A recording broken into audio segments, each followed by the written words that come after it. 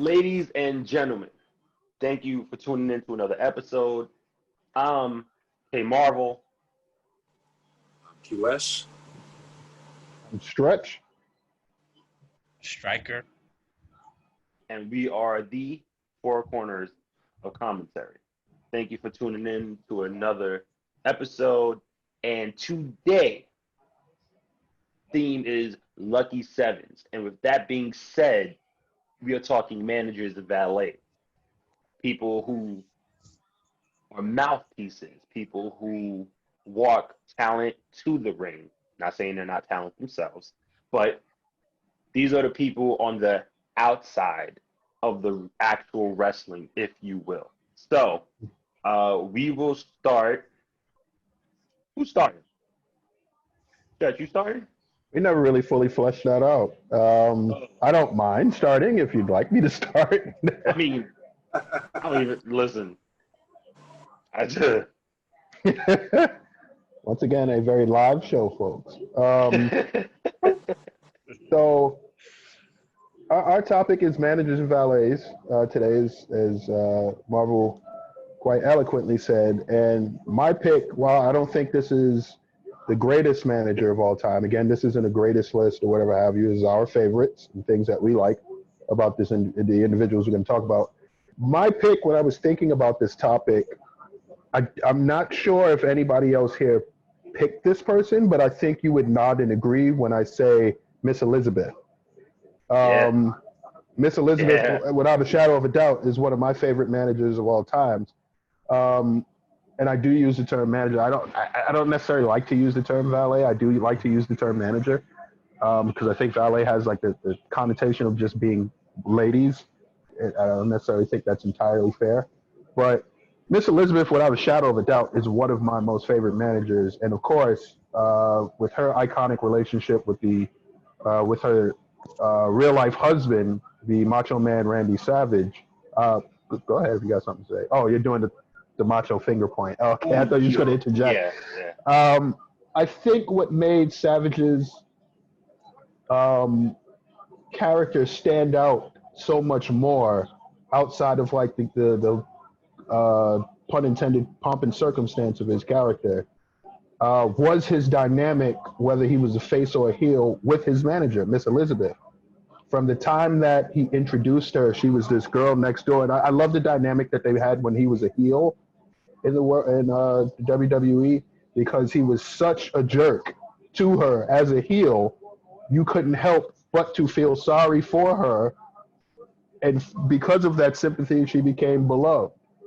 She was always this nice, sweet, wholesome lady, but it didn't say a lot as a manager. And very rarely did you hear Miss Elizabeth speak, or if she did speak, it was very, very short and to the point, very wholesome. Her presence, I think, enhanced the Macho Man's character, whether he was, that, for lack of a better term, misogynistic jerk, or whether he was, the charming face that was her husband, And to fast forward a little bit more in Miss Elizabeth's career, she took a hiatus from wrestling after her subsequent divorce from the Macho Man Randy Savage. I believe they divorced somewhere in 1992 or 93. She came back to manage Hogan and Savage in WCW because, they had to play up on every single 80s trope about Hogan's career once he signed with WCW. But one thing that was really telling about Miss Elizabeth, she turned heel on the Macho Man. I think it was Super Brawl 6. It was a cage match with Flair and Savage. She took her shoe off and gave it to Flair. So she joined the Four Horsemen. And for the first time that I could remember, she became a heel on television. And her whole character morphed. She still had some of the same tropes, she didn't say much. But now she was co-managing the Four Horsemen with another manager, I think, that you guys would nod your head and say, that's a pretty good pick, and it's a female manager, woman, who was the late wife of Chris Benoit, who I thought their dynamic in the Four Horsemen of woman being this ultra, like again, lack of a better term, like bitchy heel manager, like this mean woman, you know, and Elizabeth still having like some of like the innocent traits, but she was a lot more devious now and not afraid to like, you know, at times get physically involved and distract for Ric Flair or whoever she was out there with. And even when she was managing Luger, because she managed Lex Luger a little bit later on in her WCW career, and she managed Savage too when he was in the NWO, she got more physically involved in matches. Like I love that aspect about her because it showed growth. You never really expected her to get physically involved in any way, shape, or form. So, and there's a prime example, Starrcade 1999, which is you know, not necessarily one of the more memorable WCW shows, but it was memorable to me because of a match between Sting and Luger. She blasted Sting in the face with his own Yeah. ball bat. And Yep. everybody was shocked. There was one of the moments like, whoa, like she really got involved in this match and she took Sting out like with Yeah, one shot. She blasted him that was directly in the face. for sure. That was probably one of the most underrated WCW moments in history. Her evolution, I think, as a manager is pretty underrated. I think that, and rightfully so. I think a lot of people remember her for her WWF run with Savage when she was perpetually a face.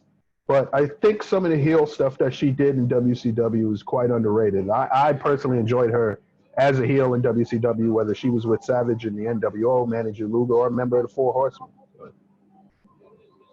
Yeah, for sure, for sure. Elizabeth is, excuse me, Miss Elizabeth. Yeah. Back on her name. Uh, is absolutely a wonderful pick, and to everybody who knows Stretch, that was not the person we were thinking he was going to pick, because we all know how he feels. uh, Striker, let's go with you next, bro. Who you got? Well, I am not well versed with managers, so I will just say this up front.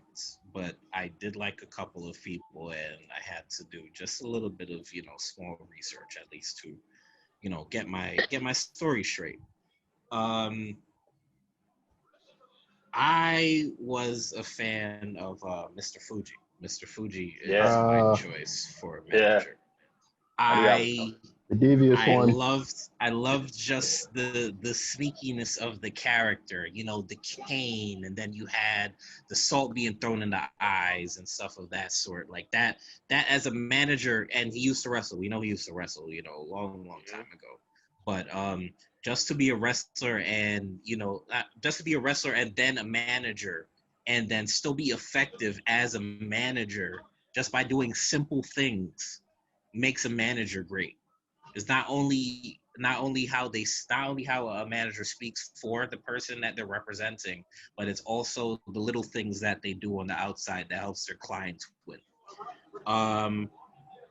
Mr. Fuji, just looking at just a little bit of people that he managed.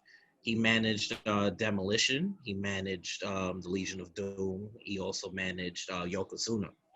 And Yokozuna was a big one because Yokozuna won the WWF Championship while he No was the pun manager. intended. Right. It's Samoan. it goes Excuse me. to say, Sorry. but it just goes to say, he didn't need to say much to get his presence across as a manager.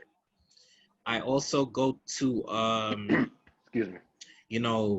he managed a lot of greats as well. He managed Kamala. He managed Sika. He managed Cowboy Bob Orton. That's a big one too. Mhm. It's just I feel his presence did more than enough to push the talent that he's pushed, and I feel that he's somebody that we should all look at as a great manager. Can Yeah, I I think his can I add on something really quick? Yes, you Underrated can. part of Mr. Fuji's ambiance. He was amazing at portraying a comedy character. yeah, Yep. The absolutely. stuff that he does with Don Morocco, Yeah. like the Fuji General and the Fuji Vice, Mm. it's some of the funniest stuff they've ever shot. That's a great choice. I love Mr. Fuji. Yeah, no, I think, and you touched on it, especially with Yokozuna. I mean, some of the stuff between Yokozuna and the Undertaker, Mr. Fuji was a big part of, and I think that not discrediting anything he did before and after, I guess you can say. Right. But I think that rivalry in itself is what truly took him. It was what truly made him one of the best managers of all time. Um, yeah, I just wanted to. So if y'all have never seen it, please, especially Please check out Mr. Fuji. Christian, when Taker came, when after what was it, the casket match, after they lit the casket on fire, and then he did with the screen with him lifting up, Well, that was the and then they Royal did the Rumble. shot. That was the Royal Rumble '94, and you're thinking of Royal Rumble '98 when they lit the casket on fire. That was I'm mixing two, right? yeah, Royal Rumble Okay. '94. He got jumped, the Undertaker, by 10 men, basically. Roster. Yeah, basically half of the heel roster at the time. Brandon's not. That's not an exaggeration. He got jumped by 10 men, and Yokozuna opened the urn, and this green Yeah, right, soot was coming out of the urn, which right. was supposedly the essence of the Undertaker. And then they lock him in the casket, and Undertaker gives this pretty epic speech, and then he basically ascends to the top of the arena. Remember, Like they had the literal camera Undertaker, with him in the casket. Mm-hmm. Crazy, and then the Titantron with him lit amazing. It's hokey, but if nobody's ever seen it, I implore anybody to watch it because yeah, for sure. It may look hokey now as adults, but it was pretty cool. I love it. It's one of my favorite moments. Mr. Storm, what you got, bro? Okay. Well, looking at all of the managers of over the years, there's always the more obvious ones, especially the current ones that are the favorites. But I decided to go with a woman that was just as, I think she never really got the credit that she deserved, but she was also pretty big in the Attitude Era. My favorite manager in Valet, I'd have to go with Deborah. Oh, okay. Wasn't expecting that. I didn't. When you said woman, I had a totally different thought, but I didn't You all expect thinking that. Sherry, weren't we? Yeah, We were I all was. thinking Sherry. But I said I'd go with Deborah because the reason I say Deborah is because, especially at the time when she was the valet, she was definitely a valet in the Attitude Era, especially to the likes of Jeff Jarrett. They were always on screen. It was always on screen together. She even looked like she was his on screen girlfriend at the time. Even I chose Deborah because she came off. It was the first time that I was watching it that I saw a woman as a manager coming off. It's like she was a shrewd businesswoman. She always came out in the business suits. At times, either the skimpy business pants or business skirts. And she would just, think that, she means business. And then, at times, when Jeff Jarrett, when he thinks he's about to lose the match, here she comes. Like, she just came in and she would just come in and like, she basically just used her looks. She used her assets to use what she had as a way to use what you got to get what you want. To the point where you would think it was even like Road Dogg had actually deemed one of her signature things that she would do, because she would usually, like, to distract any man that went against Jeff, she would go and just like, she'll take off the jacket to just show her blouse. And of course, she showed her blouse shows she's very busty, and as Road Dogg called that was called, he deemed it as puppies. And that was later on dubbed by Jerry Lawler. Jerry Lawler Lawler took it and ran with it. Years. Fun times back in the Attitude Era, I swear. But that would usually, that distraction would entail, Jeff Jarrett would come from behind, hit somebody in the head with the guitar. That would always end up with Jarrett winning, or him. He had some pretty long stints as Intercontinental Champion because of Deborah. And it's crazy, and it's crazy, and it's funny because even then, that we give Deborah credit as a good valet, as a good manager. She also wasn't. People Also, forget Deborah was a women's champion. She had even she the likes of Sable. She did beat Sable in an evening gown match. No, a lot of people forgot about that. But that I remember when that happened. That was like another like check you can mark off for her on her resume. Like, you know, she was a great valet. She was a women's champion. You know, she was also a lieutenant commissioner under Mick Foley. And even then, I think that's when they even after her whole stint that she, you know, with Jeff Jarrett and her didn't work because, you know, Jeff was starting to think that she was showing a little bit too much attention to like the Blue Blazer, because at the time there was a tag team between Blue Blazer, Owen Hart, and Jeff, and they, because of Deborah, they also won the tag team champions that way. I think that also caused a lot of dissension in the Mist because, you know, Deborah's his girl, and everybody, and you're not, and it's like, okay, you're showing him a little bit too much attention. I'm not feeling that. And then, of course, I think ultimately, you know, that caused that dissension when Deborah had cost Jeff Jarrett the IC title when I believe he went against China. I'm not entirely all the way sure, but if I remember correctly, he did go against China, and he lost because of Deborah, because she hit him over the head with a guitar, which also made that funny. But even then, you know, Deborah was a part of like so many like good moments. She was part of, you know, Lieutenant Commissioner Mick Foley. She was part of the evening gown matches. I mean, honestly, like back in that day, that was one of the like key factors of what you wanted to see the women in. And she was always the Rock Austin feud at WrestleMania 17. That was a big deal. Absolutely, she was also a part of that too. Deborah was also a part of the alliance because at the time, she was married to Austin, and they really just put it on screen like, yo, that's his wife. Front Street, yeah.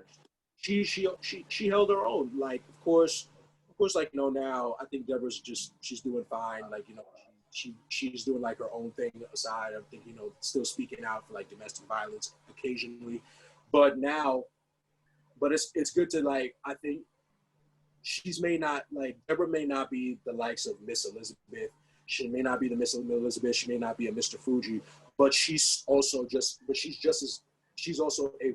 important staple of that era that you have to just give light to and just give respect to. Because, like I said, there was not that many women as valets that you saw that were that beautiful, and use whatever she got to get what she wanted, to get the job done.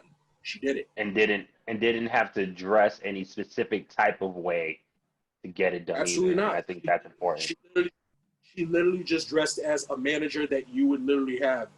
You would just be walking in and see like she's your supervisor. She just really dressed like your boss. She dressed like your boss, but occasionally would, if she had to, she'll take that blouse off and show what it was. She'll show it, and it always would cause a distraction because there was nobody ever looked away from the gaze. They would just be like, nobody was immune.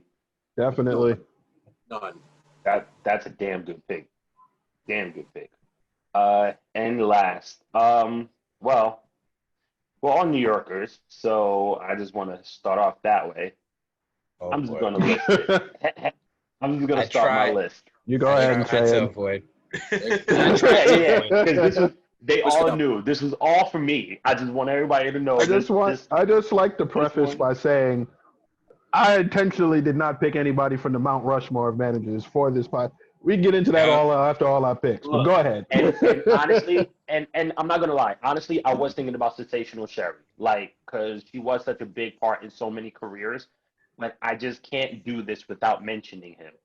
So, Adrian Adonis, The Midnight Express, Arn Anderson, Bobby Eaton, Larry Zbyszko, Medusa, Rick Rude, Stone Cold Steve Austin, Big Show, RVD, CM Punk, Mick Foley, Rey Mysterio, Cesaro, Brock Lesnar, The Undertaker.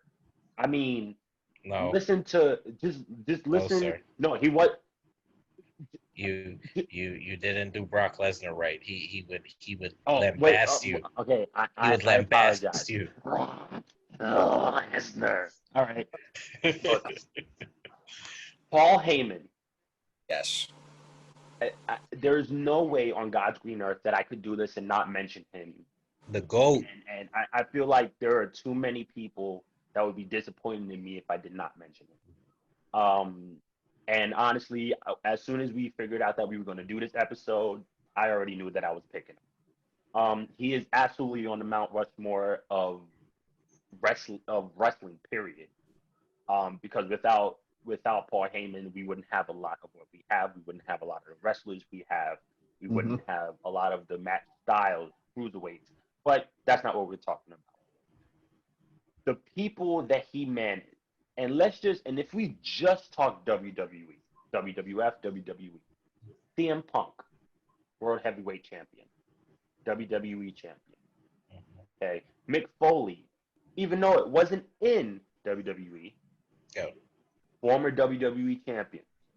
Big Show, WWE Champion. RVD, WWE Champion. Steve Austin. Steve Austin, WWE Champion. Taker, Yeah. one of the greatest of all time. Mm-hmm. There is nobody better on the mic. Not when it comes to managers, at least. To be honest, he's one of the best people on the mic in wrestling history, and I dare you to put anybody up, and everybody know that The Rock is my favorite, but put anybody up, and I can give you a promo that Paulie did that can match it, if not surpass it, especially within the last decade with his stints with Brock Lesnar and CM Punk and Cesaro and Curtis Axel even. Yeah. I like I said, I just think that nobody has a mind like Paul Heyman does. Paul Heyman probably has one of the most unique minds in wrestling history.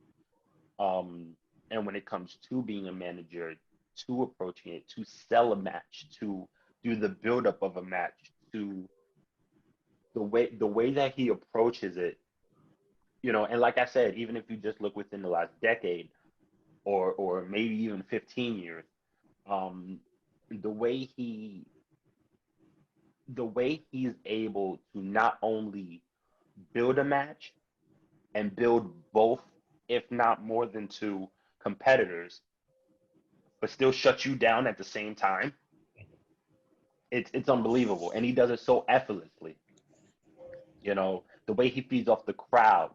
Nobody, I don't think any manager feeds off a crowd the way Paul Heyman does.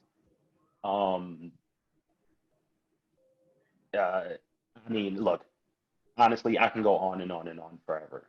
I mean, once again, if you just look at what he's done just with Brock Lesnar, not anybody else, just Lesnar. Starting from him being the next big thing on SmackDown, to Brock Lesnar beating The Rock, to Brock Lesnar brutalizing Hulk Hogan on SmackDown, Yes. to Brock Lesnar beating The Rock for the undisputed title, Yeah. to the amazing matches that Brock Lesnar. Now at this point, I know Paul was gone, but the amazing matches that Lesnar had with Kurt Angle. We won't mention WrestleMania 20. But and then even him coming back. Once Lesnar came back, I mean, look what he did. Look what he did to Triple H. We know his arm wasn't really broken, but regardless, they gave him that. Triple H doesn't. I'm pretty sure he wouldn't do that for just anybody. To what he did to John Cena, and like I said, just match after match. And yes, we all feel some kind of way with Lesnar about not being there with the title, but you have to understand, Paul Heyman is one of the reasons why Lesnar is as big as he is. Paul Heyman is the reason that Lesnar is as big as he is. I think so. And and then you look at the stints with CM Punk. The summer of Punk when Heyman came back. I mean, look how much fun, and you can tell when wrestlers and talent are just having fun. Look how much fun they had. And Punk didn't even need Heyman. It was just more Damn sure so didn't. we are aligning We're together, friends. To add, just add to his basically to say were- screw everybody. add to his character, a lot add to his Right. presentation. They were friends off screen. They were friends on screen. Mhm. I think And I don't mean to cut you off. I think that heel run. please. I think that heel run doesn't work without Paul Heyman, personally, Absolutely. because the crowd was still in love with CM Punk, Right. and the primary job of a manager is to transfer the heat that they get onto their client. Yep. And I'll be damned if I won't say that Paul Heyman is probably the best manager of all time at doing that. It is so easy to hate Paul Heyman, Yep. especially if you're not a New Yorker. Very true. It's so easy to Very hate Paul Heyman. So you'll automatically hate anybody that associates with him. Because I don't think that heel run works without Paul Heyman. I really don't. Because like just try to sorry like No. No. Please listen. I mentioned Add Paul on. for a reason. No, but it's like Paul is easy to hate because it's like Paul knows how to he just has that gift. A lot of people don't have That piss that people off. where you just know when to get a rise out of anyone. And you could even not even just with CM Punk, with Rock. You just look at the current state when Rock came back and then he finally aligned himself back with Rock. Look at what happened when Rock finally ended the streak. How long was Paul Heyman for almost that whole year and a half, almost 2 years?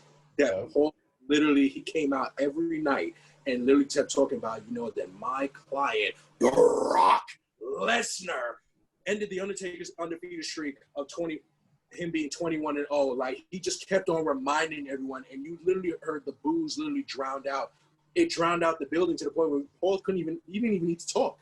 It's because it's like, he just knows how to get that rise out of you. It's like, oh God. So, the 1 out of 21-1. I mean, every time he just did it. He did it. Every time he brought it up, and you just like, and still does. You're still not gonna let it go. You're not gonna let it go. And it's 2020, and he still does. Still does it. He still does it. I mean, look, I once again I understand, and Stretch is absolutely right. We could have. I should have gone. I mean, we could have gone, different routes. We could have did our Mount Rushmores. We could have, there's a million people we could have mentioned, but I just don't think this episode would. It would be no justice without mentioning Paul E. Dangerously, aka Paul Heyman. And we're gonna do the honorable mentions and stuff too. But as far as like the people that we pontificate on this podcast and explain in detail, like you guys, the people watching have probably heard multiple things about some of the people that we talk about. Hence why we don't necessarily go with the most obvious choice all the time. But I don't think you can have a conversation about managers without mentioning Paul. Right. Absolutely. Absolutely. So we'll just do a few honorable mentions, and yes, I understand we say a few and sometimes we just go nuts, but this will be just a few. I'll just start it off real quick. I mentioned Sensational Sherry. Her and Shawn Michaels is probably one of the most important times in Shawn's career, especially after the Rockers. DiBiase. Yeah, Managed DiBiase, managed Macho. One of the best of all time. I mean, Andre the Giant selling the title to Ted DiBiase is probably one of the most interesting things that a manager has done. That was a Bobby Heenan moment, but yeah. Bobby sold Andre but she. Oh no, you're right. Sorry. She aligned herself with DiBiase after Macho kicked her to the curb at WrestleMania 7. That same night, she came out and helped out DiBiase. It suddenly became his manager, and she was a great manager for DiBiase. I freshened him up a lot. So, I mean, Bobby the Brain Heenan. I mean, that's obvious. That's a given. This is why we didn't want to mention him, because he's the greatest of all time. I don't care what anybody says. And when they say earlier for obvious pick for myself, I have the hugest Bobby Heenan mark you could ever find. Bobby easily probably could have been a stand-up comedian somewhere. If you talk about just getting someone over off of his reactions alone and his quick wit. Absolutely. But a lot of the guys that Bobby managed, well, some of the guys that Bobby managed probably didn't really even need a manager, like Rick Rude and Mr. Perfect, two guys who cut amazing promos, but Bobby's presence and what Bobby was related to. Bobby was, synonymous with success in a lot of cases because he was a top manager everywhere that he went. And Bobby was able to read the crowd so well and get heat on himself and transfer it to his clients that you couldn't help but to hate ravishing Rick Rude, this guy that looks like $1 million. Plus, he has the Weasel as his manager. Everybody, wants to get their hands on the Weasel. Yep. Bobby Heenan, to me, is the greatest pure entertainer to ever be in the wrestling business. He's so versatile. It's ridiculous. But as far as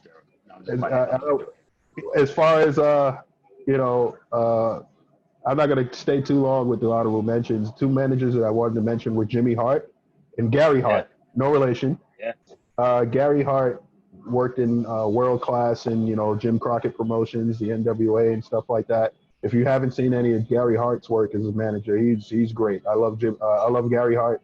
Jimmy Hart is, again, as far as like transferring heat onto his clients, another perfect example of somebody transferring heat onto their clients. And I think one of the things that make managers unique is as fans, we look at wrestlers and we might hate the wrestlers, but we know we can't take them. But we probably could kick the manager's ass. And we look at Jimmy Hart. Jimmy Hart is so small. It's like, God, I want to strangle Jimmy Hart. And he had the megaphone and it was so loud and annoying at ringside. Like, Jimmy Hart, I think, is one of the greatest managers of all time as well. But he doesn't. I don't think, in comparison to the people that's on the Mount Rushmore, I think he's on it, but I don't think he gets his due in comparison to everybody else. Right. I would say my honorable mentions.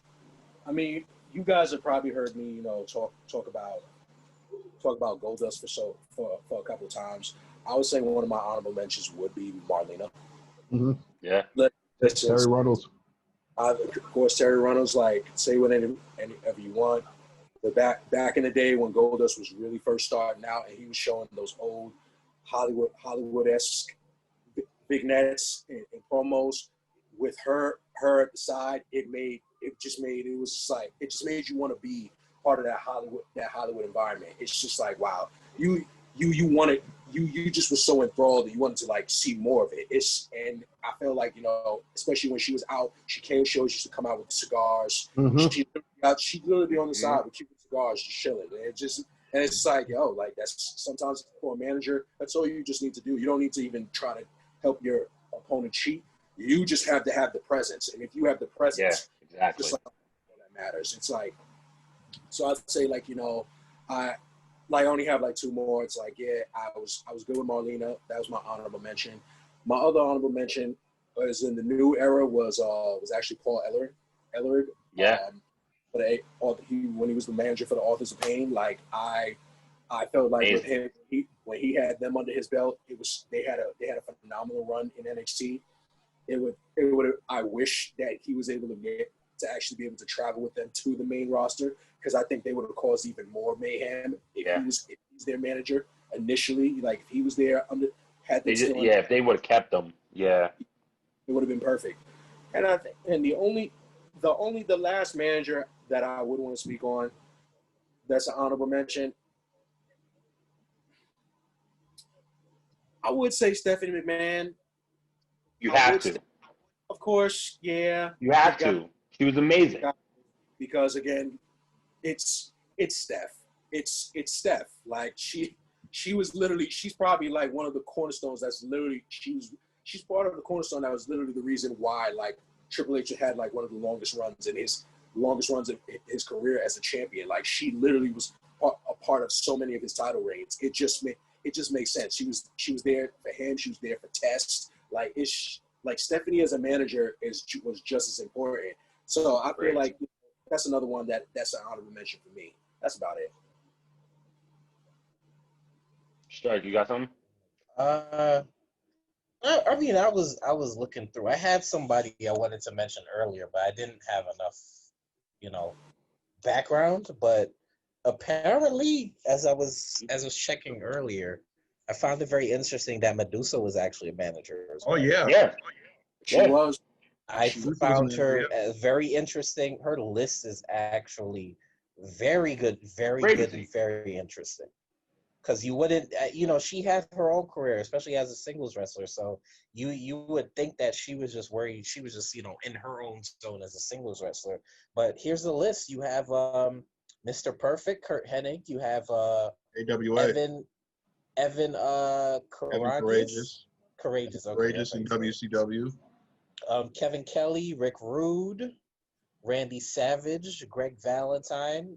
She was a part of the Dangerous Alliance and the Mhm. Perfect Tag Team. I thought that was very interesting as one of them. And from the modern era, I'll pick somebody as well. I just wanted to make sure I got the right name. I think Bischoff was good as a manager as well for some of the people that he picked out. As we see, NWO. we Dude, the have NWO NWO. alone. Yeah. You also have Chris Jericho. You have Kurt Angle. You have Rated RKO as well as one of them as well, and then you have Immortal from TNA. Even though we don't really speak about the Bischoff Hogan era of TNA, but he was a part of these things, in the beginning. Well, I think without Bischoff, we wouldn't have a 3 count. Yeah. So Mm.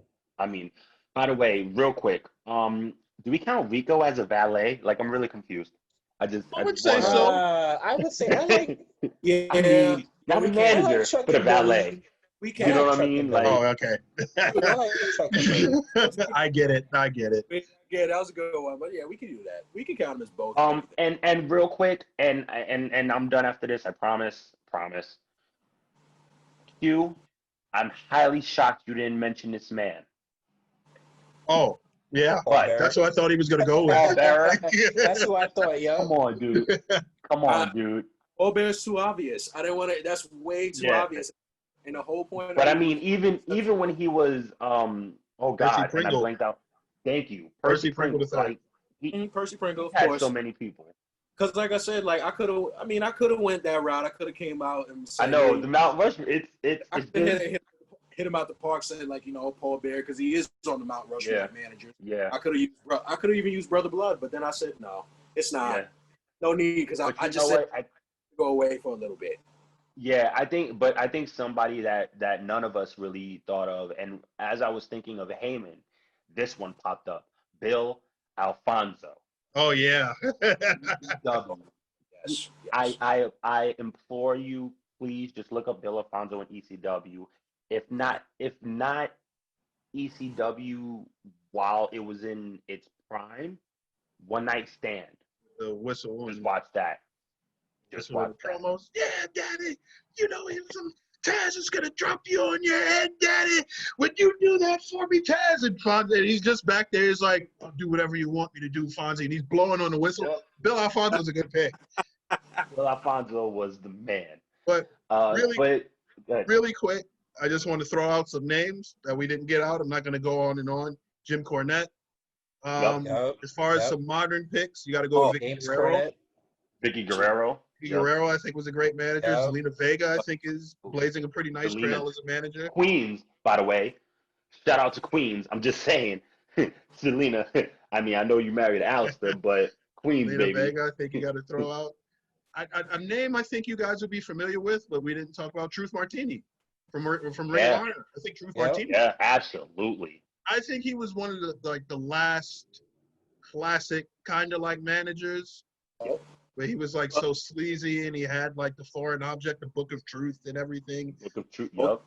Hold I up, think hold up. he's- I was gonna say the last name. Sorry, Stretch. We keep Last saying one. last thing, but there's so many. Y'all have to excuse us. There's so many of everybody in wrestling.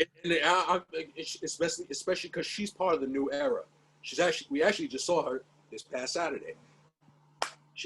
For a valet, Scarlett. Oh, Scarlett, Scarlett? yeah. Scarlett. Yeah. We're gonna. Presence. Yes. Scarlett does so much without saying a word that it's And- amazing. And She did like it's just the command. It's just like, wow. Like even with her just coming out with an hourglass and just putting it on the floor, it's just like, wow, that's a Amazing. lot. That's great. And she has It's some the pre- stuff it's- with it's- Matt Taven as well. Yeah. Yeah. Oh, Yeah. Maria. I Maria. mean, all right, we're done. You I'm know, done. Yeah. you know who was a good manager? Do you guys remember in TNA Team Canada, Scott D'Amore? Yes. Yep. Great Yes. manager. Great Yep. Yes, manager. of I thought course. Scott D'Amore was a fantastic manager. What Of about course. Eminem? Oh my God. Oh, Molina. Oh, Melina. Come Molina's on a now. great manager. Mhm. I mean, look, listen. Once again, there's just way too many. This is And why. you This know is why. what? How about we do this? We'll revisit this in a future episode, Yes. and some of the people we named, we'll definitely get into more detail. Definitely. So how about we do what we usually do? Thank y'all for watching. QS, tell them where they can find you, sir. Absolutely. You guys can find me on my Twitter and IG. You can find me as Forever Thiefing. As you can see, I talk about either social justice. I talk about anything in general, anything in life, with politics, anything kind of comedy. Also with everything we're dealing with wrestling, and also you can follow us on the Council of Commentary, our Facebook group. You can follow us on our IG as well, the Council of Commentary. Like I said, we're welcoming. We love all things wrestling and other things that have to deal with like comic book cultures and superheroes. As you can see, the shirts speak for themselves. Was it on purpose? Like it just wasn't on purpose. Iron Man. Hey, That's about it, guys. But yeah, follow me on Forever Thiefing. That's all. Striker. Oh well. You can follow me on Twitter at Striker Dragoon. Definitely follow us on the Facebook page, the Council of Commentary. The IG is the Council of Commentary as well, and also our Twitter. Make sure to follow our Twitter Yeah. at CO Commentary. We'll have all the links below in the video or after, in the little description. And just come out, share your wrestling stories, come join the family. I say this every single time. Why do you always forget your Twitch? Well, Man, promote it, sir. This Okay, is why I'm we're sorry. here. I'm sorry. I'm sorry. Well, you could follow me on Twitter as well as Twitch at Striker Dragoon. And check out my YouTube page. I'm starting to add my Twitch Follow us, sir. videos to my YouTube page as well. Just look up Striker Dragoon. You'll see me with an anime avatar, Bansai from Gintama, if anybody knows who that is. But definitely check me out. Check us out all the time. As I said, we're family. Just join in, talk with us. Chug a beer with us sometimes. Whatever makes you happy at the moment. Stretch. George Bush doesn't care about black people. I'm sorry. My apologies. I had a flashback. Ooh. Um, Oof. a little bit of personal information. I had a root canal on Monday, so I'm not spelling out the name this week. You can follow it. You get this right. You can follow it right there. You see that? That's Jador Sapio, Instagram. You guys want to check me out? That's fine. I'll be the guy that's probably drinking beer and just sharing his collective thoughts. But you can also find me in the Council of Commentary Facebook group as well, one of the moderators. So I'll be the guy that's just generally talking about wrestling and dropping historical knowledge. Please, by all means, join our group. We look forward to having you. Stretch, you got a sponsor today? Do I have a sponsor today? Well, Is it your glad you dentist? asked. Considering I can only chew on one side of my mouth, today's sponsor is Wise Onion Rings. You see, this side of my mouth is the only side that works currently. So this has been literally what I've been surviving off of for the past 3 days. It may not smell great. They do taste great. That's hilarious. And me, like always, I have the easiest handle out of all of us. Mr. Marvel 87. Right. You can follow me on. I mean, I'm just man, Mr. There is no Mr. Marvel. Damn it, it's me. I'm Mr. Marvel. Mr. Marvel 87 on Twitter, on Instagram. As always, please follow us, like, share, subscribe, comment. We like your opinions. We love your opinions, whether they're positive or negative. Regardless, please give it to us because we like the feedback. We need the feedback to see what we're doing right or wrong. We don't really care. No, I'm just playing. But once again, thank you. We really appreciate y'all following and subscribing. Make sure to turn all the notifications on. And like always, please tune in for the next episode. We are the And Four Corners of subscribe. Commentary. And damn, Wait. you. Any second now. Let's see. Let's wait for it. Yeah, There we just go. And we And out. we're out. You have a good one. Come on.